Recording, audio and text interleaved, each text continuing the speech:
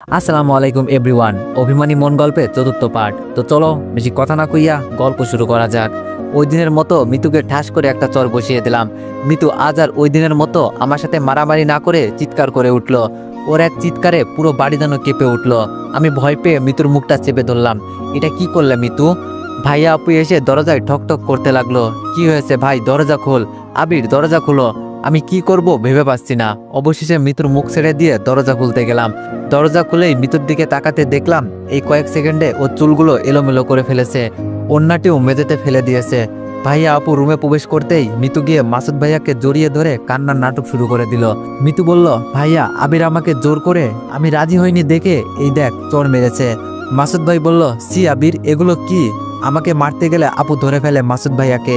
আপুকে ঝাটকানি মেরে ফেলে দিয়ে আমার কাছে মারতে এসেই হঠাৎ থেমে গিয়ে বলেন, তুমি এখনই বাড়ি থেকে বের হয়ে যাবা, নইলে আমি তোমার গায়ে হাত তুলতে বাধ্য হব। ভুলে যাব তুমি আমার শালা পাবো। আমি চলে আসছি আর ভাবছি আজ মিতু মাসুদ ভাইয়ার কাছে সত্যি আমাকে খারাপ প্রমাণ করেই ছাড়লো। আমার জন্য আপুকে মাসুদ ভাইয়ার কত কথাই না এখন শুনতে হবে। এসব কি হয়ে গেল? মিতুর এ কেমন ভালোবাসা বুঝলাম না। একটু আগেই বলল আমি নাকি অমূল্য সম্পদ, এতদিন ওর হাতের কাছেই ছিলাম, আর এখন কি চালি দিল যে ওর বাড়িতে যাওয়ার আমার আর মুখটাই রইল না। বাসায় আসলাম, কিছুই ভালো লাগছে না। আর 4 দিন ওয়ার্কশপের মানুষদের কাজে আসলে ঘুরিয়ে দিয়ে যাচ্ছি। আপুর সাথে কোনো কথা নেই। মিতু আসলেই আমার জীবনটাকে বিষিয়ে দিচ্ছে। ওর ভালোর জন্যই ওই দিন পার্কে ওর সাথে অমনটা করেছিলাম। ও আমাকে জেলে দিল, তবুও আমার কোনো রাগ হয়নি ওর উপরে। ইচ্ছে করেনি ওর উপরে কোনো প্রতিশোধ নিতে। 5 দিনের দিন দেখলাম আপু ব্যাগপত্র গুছিয়ে বাসায় এলো। আমি বললাম, আপু কি হয়েছে তোর? আপু বলল, ভাই তুই আসার পর থেকে ওনার সাথে আমার কথা কাটাকাটি হয় মিতুকে নিয়ে। কালকে রাতে ওর সাথে অনেক ঝগড়া হয়। রাতেই আমাকে বাড়ি থেকে বের করে দিয়েছিল, কিন্তু অত রাতে কোথায় যাব, তাই বাড়ির বাইরেই রাতটা কাটিয়ে আজকে বাসায় আসলাম। আমার আর সহ্য হলো না। মিতু আর শুধু আমার নয়, আমার আপুর জীবনটা নিয়েও খেলছে। এবার ওকে দাঁত ভাঙা জবাব না দিলেই নয়। আপু বলল, না ভাই তুই কিছু করলে আমার সংসারটা পুরো ভেঙে যাবে। আমরা বরং ধৈর্য ধরি, ওনার রাগ কমলে সব ঠিক হয়ে যাবে। আমি থেমে গেলাম। এখানে তো মাসুদ ভাইয়ের কোনো দোষ নেই। নিজের বোন যদি নাটক করে বা ভাই যদি শোনে তার বোনকে কেউ রেপ করতে চেয়েছে, তাহলে সে কি চুপ থাকবে? থাকবে না। যা দোষ মিতুর। মিতুর সাহস ও অহংকার দিন দিন বেড়েই চলেছে। আমি ওকে উচিত শিক্ষা দিয়েই ছাড়বো। আপু অনেক কান্না করলো। আমি কি বলে সান্ত্বনা দিব বুঝলাম না। 2 দিন হলে আবার আমিও আপু ওয়ার্কশপে পুনরায় কাজ শুরু করে দিলাম। খুব ভালোই চলছিল, কিন্তু প্রতিদিন আপুর কান্না আমার ভালো লাগতো না। 10 দিন আপু মাসুদ ভাইকে ফোন করেই চলে, উনি ফোন ধরে না। এভাবে আরো বেশ কিছুদিন হয়ে গেল। আমিও আপু পথ চেয়ে বসে থাকলাম কবে মাসুদ ভাই এসে আমার আপুকে নিয়ে যাবে, কিন্তু উনি আসলেনই না। এরই মধ্যে আমাদের কলেজের ভর্তির ডেট চলে আসলো। কলেজে ভর্তি হয়ে গেলাম, কিন্তু আমি কলেজে শুধু ভর্তির দিন ছাড়া যাইনি। আপু বলল, ভাই চল আজকে আব্বুকে দেখে আসি। উনি আমাদের পিতা, ভুল করেই ফেলেছেন। এখন উনি যথেষ্ট সাজা পেয়েছেন। আজ উনি আমাদের মতোই এতিম। তুই আমি ছাড়া ওনাকে জেলে দেখতে যাওয়ার মতো কেউই নেই। আমি বললাম, আব্বুকে দেখতে যাওয়ার মতো কোনো ইচ্ছাই নেই আমার, কিন্তু আব্বুকে দেখতে গেলে মাসুদ ভাইয়ের সাথে দেখা হবে ভেবে আমি রাজি হয়ে গেলাম। কিছু খাবার কিনে নিয়ে আপুর সাথে রওনা দিয়ে দিলাম। থানায় পৌঁছে 15 মিনিট ধরে বসে আছি। মাসুদ ভাই থানায় নেই। ওনার অনুমতি ছাড়া আব্বুর সাথে কেউ দেখা করতে দিবে না। আপু মাসুদ ভাইয়ের বউ বললেও আমাদের দেখা করার পারমিশন দিল না। আমি আপু খাবারগুলো নিয়ে বসে থাকলাম। একটু পর মিতুর বান্ধবী অনুর বাবা থানার এসে এসে আমাদের পারমিশন দিয়ে দিল। আপু আব্বুর কাছে গিয়ে কান্না আরম্ভ করে দিল। আমি একটু দূরে অন্যমুখ হয়ে দাঁড়িয়ে থাকলাম। আব্বু আপুর কাছে বলল, ওকে একটু কাছে আসতে বল না। আপু বলল, ভাই এইদিকে আয়, আব্বু ডাকছে। আমি তবুও গেলাম না। আপু আবারও ডাকলো। এবার গেলাম কাছে। যেতে আব্বু 2 হাত জোর করে ক্ষমা চাইতে যাবে কি, আপু ওনার হাতটি ধরে ফেললো। আপু বলল, না আব্বু না, তুমি পিতা হয়ে সন্তানের নিকট এভাবে হাত জোর করতে পারো না। উনি এবার আমার মাথায় হাত বুলিয়ে বললেন, বাবা ভালো থাকিস, আর যদি পারিস আমায় মাফ করে দিস। আপু আব্বুকে খাইয়ে দিল। একজন এসে জানালো, সময় শেষ, এবার আপনারা আসুন। অনুর আব্বু আমাদেরকে বলল, উনার আর 1 সপ্তাহ পর জামিন হবে। আমি আর আপু থানা থেকে বের হয়ে আসতেই গাড়ি করে মাসুদ ভাই আসলেন।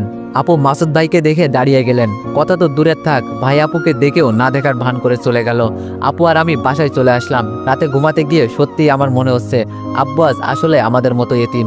উনি না হয় একটা ভুল করেই ফেলেছেন, আমার উচিত ওনাকে মাফ করে দেওয়া। বলতে বলতে ঘুমিয়ে পড়লাম। 1 সপ্তাহ পর আপু আমাকে না বলেই বাসা থেকে বের হয়ে কোথায় যেন যাচ্ছে। আমি ডাক দিয়ে কোথায় যাচ্ছে জানতে চাইলে আপু আমাকে কিছু না বলেই চলে যায়। 2 ঘন্টা পর দেখছি আপু আব্বু আমাদের বাসায় আসলো। আমি গিয়ে আব্বুর হাত চেপে ধরে ক্ষমা চাইলাম। উনিও আমাকে বুকের সাথে জড়িয়ে ধরে কপালে একটা চুমু খেয়ে বলল, বাবা আমাকে ক্ষমা করে দিয়েছিস তো? আমি বললাম, আব্বু এগুলো কি বলো?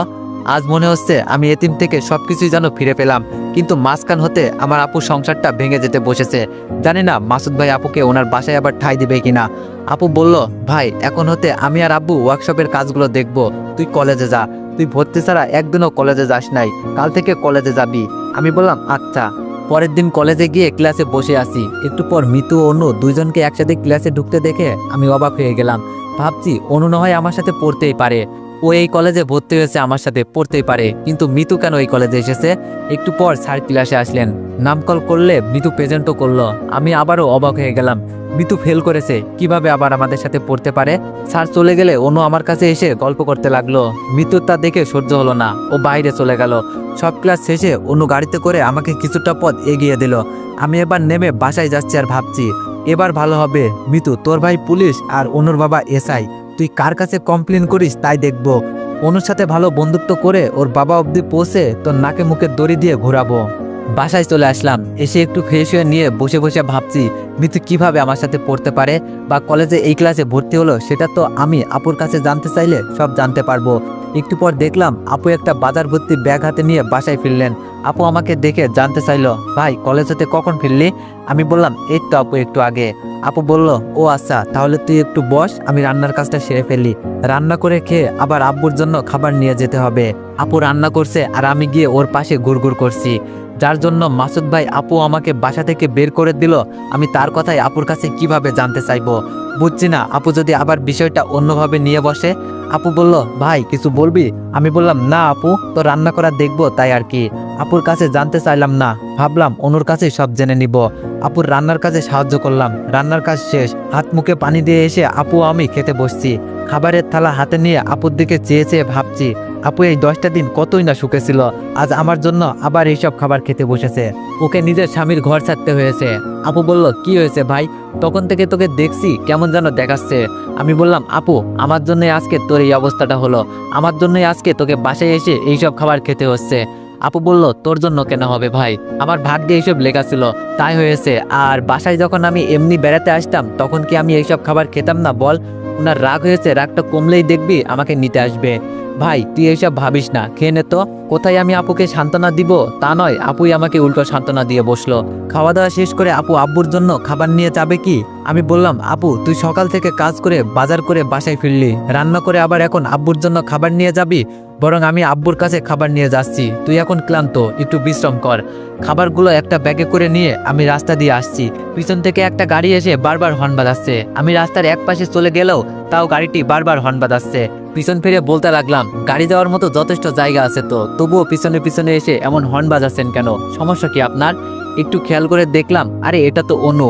অনু বলল, কি ব্যাপার আবির, মাথা গরম যে? এমনিতেই একটু দুষ্টামি করছিলাম আর কি। আমি বললাম, ও বুঝলাম।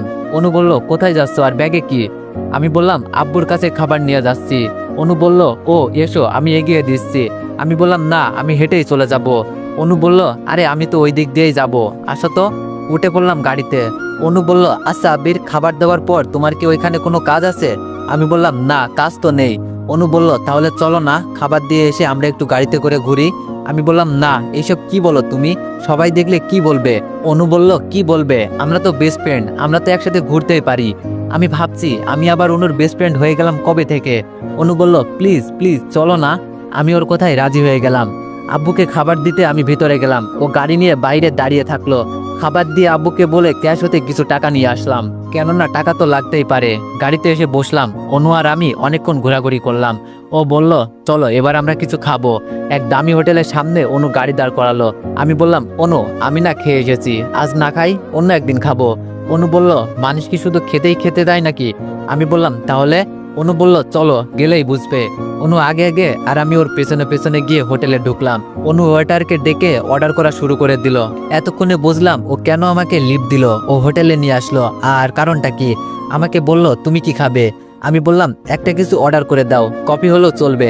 আমি বললাম, আচ্ছা অনু, তোমাকে একটা কথা বলার ছিল। অনু বলল, বলো। আমি বললাম, আচ্ছা আমার জানা মতে মিতু তো এক সাবজেক্টে ফেল করেছে, ও কিভাবে আমাদের সাথেই পড়ছে? অনু বলল, কেন তুমি জানো না? মিতু আইসিটিতে 2 মার্কের জন্য ফেল এসেছিল, পরেও বোর্ড চ্যালেঞ্জ করেছিল, কোনো রকমে পাশ করেছে আর কি। আমি বললাম, ও আচ্ছা। অনু বলল, আবির আমরা তো বেস্ট ফ্রেন্ড, সো আমরা তুই করেই বলতে পারি, তোমার কি কোনো সমস্যা হবে? আমি বললাম, আরে না, সমস্যা কেন হবে? অনু বলল, থ্যাংক ইউ, নাও এবার খাওয়া শুরু করো, সব খাবার আমাকে ঢেলে দিয়ে। আমি বললাম, মানে এইসব তো তুমি খাবে বলে অর্ডার করলে। অনু বলল, আরে না, এগুলো তোমার জন্য অর্ডার করেছি, আর তুমি যা খেতে চেয়েছো আমি তা খাবো। আমি কিছুই বুঝলাম না অনু এরকম কেন করলো। খাওয়া শুরু করলাম, এক হাত দিয়ে খাচ্ছি আর অন্য হাত পকেটে ঢুকিয়ে দিয়ে টাকাগুলো নাড়ছি আর ভাবছি, রক্ষা করো প্রভু, না জানি আজকে কত অপমান হতে হবে। আমার যেন খাবারগুলো ভিতরে যাচ্ছে না, গলায় গিয়ে আটকে যাচ্ছে। খাবার নয়, মনে হচ্ছে অপমান গিলে খাচ্ছি। অনু বলল, কি হলো, খাও। আমি বললাম, আসলে অনু তুমিও যদি আমার সাথে খেতে তাহলে ভালো হতো আর কি। অনু আমার সাথে খাওয়া শুরু করলো। খাওয়া শেষ, ওয়েটার বিল দিল, 1600 টাকা বিল হয়েছে। আমি জানি আমার পকেটে মাত্র 500 টাকা রয়েছে, বাকি 1100 টাকা কোথায় পাবো? বিলের কাগজটা নিয়ে আমি যেন ঘামতে শুরু করে দিলাম টেনশনে। অনু বলল, দেখি কত টাকা বিল এসেছে। মাত্র 1600 টাকা, এই নিন, ব্যাগ হতে বার করে দিয়ে। আমি বললাম, অনু থাক, আমি বিল দিয়ে দিচ্ছি। টাকা নেই তবুও বললাম আর কি। অনু আমাকে বাসা অব্দি নামিয়ে দিয়ে কাল কলেজে যাবে কিনা জানতে চেয়ে চলে গেল। আমি বাসায় এসে দেখি আপু শুয়ে আছে। আপুর মুখের দিকে খেয়াল করতে লক্ষ্য করলাম ও চোখের নিচে কালচে দাগ পড়া শুরু হয়ে গিয়েছে। একটু পর এক ব্যক্তি এসে একটা লেটার দিয়ে গেল। আমি খুলে পড়তেই যা পড়লাম, সত্যি আমি নিজের চোখকে বিশ্বাস করতে পারছি না। ফেরেস্তার মতো একটা মানুষ এটা করতে পারে কিভাবে আমার মাথায় ঢুকছে না। আমি চেয়ারে বসে পড়লাম, চিঠি খুলে পড়ে দেখি এটা আমার আপুর ডিভোর্স লেটার। মাসুদ ভাই আপুকে ডিভোর্স দিয়ে একটা সই চেয়েছে। আমার মাথাটা যেন ঘুরতে লাগলো। আপু ঘুম থেকে উঠলে আমি ভাই হিসেবে কিভাবে এই কাগজখানা ওকে ধরিয়ে দিয়ে বলবো, আপু ভাই তোকে ডিভোর্স লেটার পাঠিয়েছে। আপু সারা জীবন কত কষ্ট করে আমাকে মানুষ করেছে, কত কষ্টই না সহ্য করেছে, কিন্তু আজ কি ওই কষ্টটা সহ্য করতে পারবে কি? যেই মানুষটার জন্য নিজের জীবন দিতে বসেছিল, ওই মানুষটাও কত কষ্ট করে তাকে ভালো করেছে এইসব ভুলে থাকতে। আমি চিঠিটা টেবিলে রেখে মুখে হাত দিয়ে মাথা নিচু করে কান্না করতে শুরু করে দিলাম। এ কি হয়ে গেল? আমার জন্য আপুর এমন মধুর সংসারটা আজ ভেঙে গেল। একটু পর আপু বলল, ভাই তোর কি হয়েছে? তুই এভাবে বসে থেকে কাঁদছিস কেন? আমি গিয়ে আপুর পা চেপে ধরতে গেলে ও আমাকে আটকে দিয়ে বলল, আরে এসব কি করছিস, কি হয়েছে বল।